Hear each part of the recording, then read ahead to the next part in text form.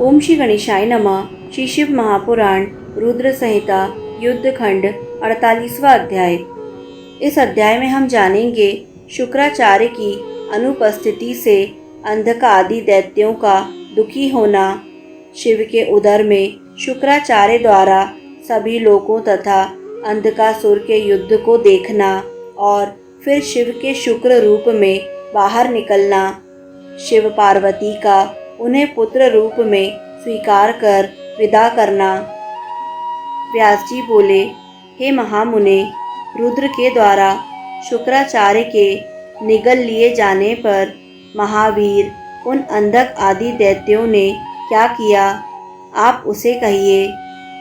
सनत कुमार बोले, शिव जी के द्वारा शुक्राचार्य के निगल लिए जाने पर दैत्य उसी प्रकार विजय की आशा से रहित हो गए जैसे सूंड से रहित हाथी, सींग से रहित वृषभ, सिर विहीन देह समुदाय, अध्ययन से हीन द्विज, उद्यम रहित सामर्थ्यशाली, भाग्य से रहित उद्यम, पति विहीन स्त्री, पंख से रहित पक्षी, पुण्य रहित आयु, व्रत विहीन शास्त्र ज्ञान, शूरता से रहित क्षत्रिय, सत्य से रहित धर्म और एकमात्र वैभव शक्ति के बिना समस्त क्रियाएं अपने फैसलों से रहित हो जाती हैं।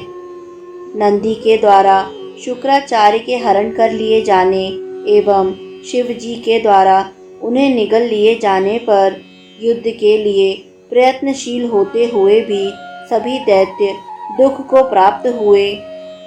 उन्हें उत्साह रहित देखकर महान धैर्य तथा पराक्रम से युक्त अंधक ने हुंड तुहुंड आदि दैत्यों से इस प्रकार कहा। अंधक बोला, अपने पराक्रम से शुक्राचार्य को पकड़कर ले जाते हुए इस नंदी ने हम लोगों को धोखा दिया है। उसने निश्चय ही हम लोगों को बिना प्राण के कर दिया है।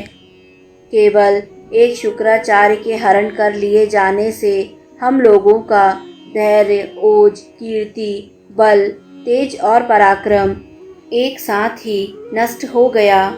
हम लोगों को धिक्कार है जो कि हम कुल पूज्य, परम कुलीन, सर्वसमर्थ रक्षक एवं गुरु की इस आपत्ति में रक्षा न कर सके।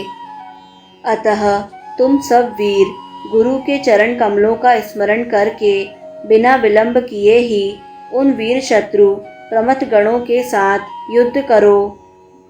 गुरु शुक्राचार्य के सुखद चरण कमलों का स्मरण कर मैं नंदी सहित सभी प्रमथों को नष्ट कर दूंगा।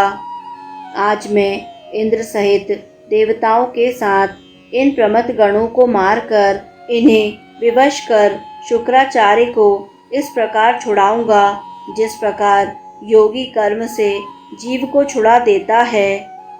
यद्यपि ऐसा भी संभव है कि हम लोगों में से शेष का पालन करने वाले महायोगी प्रभु शुक्र स्वयं योग बल से शिव जी की शरीर से निकल जाएं।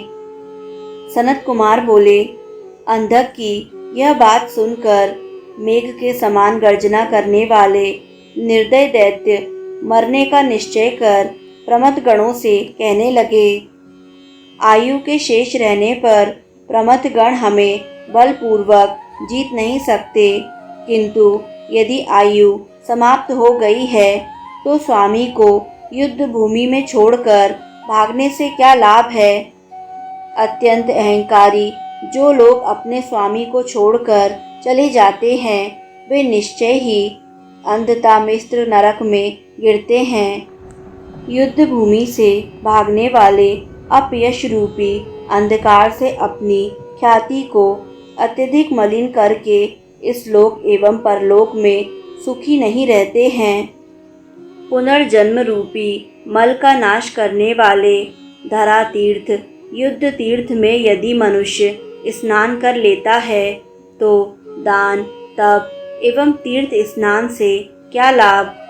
इस प्रकार उन वाक्यों पर विचार कर दैत्य तथा दानव रणभेरी बजाकर प्रमथ गणों को युद्ध भूमि में पीड़ित करने लगे।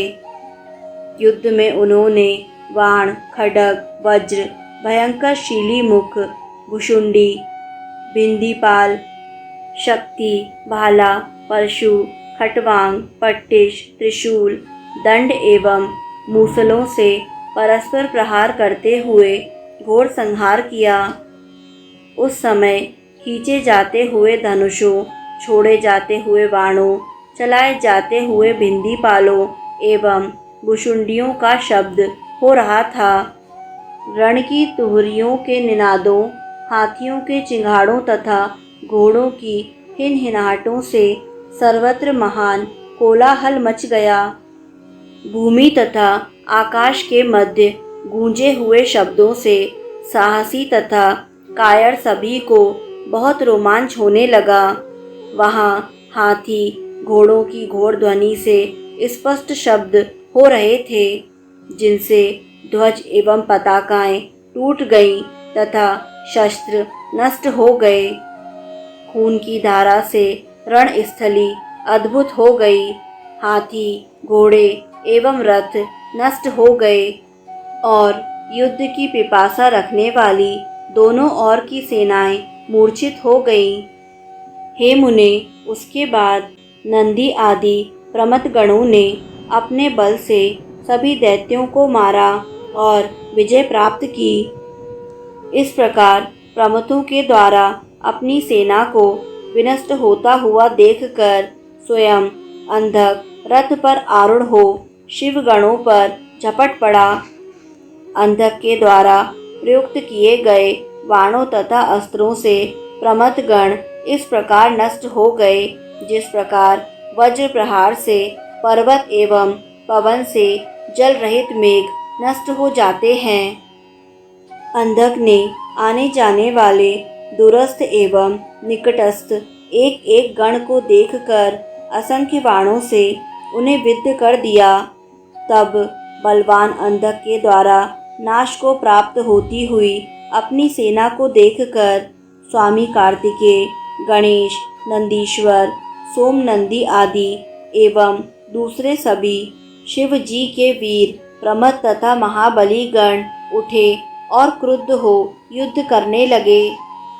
उस समय गणेश, स्कंद, नंदी, सोमनंदी, नैगमेय एवं वैशाख आदि उग्र गणों ने त्रिशूल, शक्ति तथा बाणों की वर्षा से अंधक को भी अंधा कर दिया।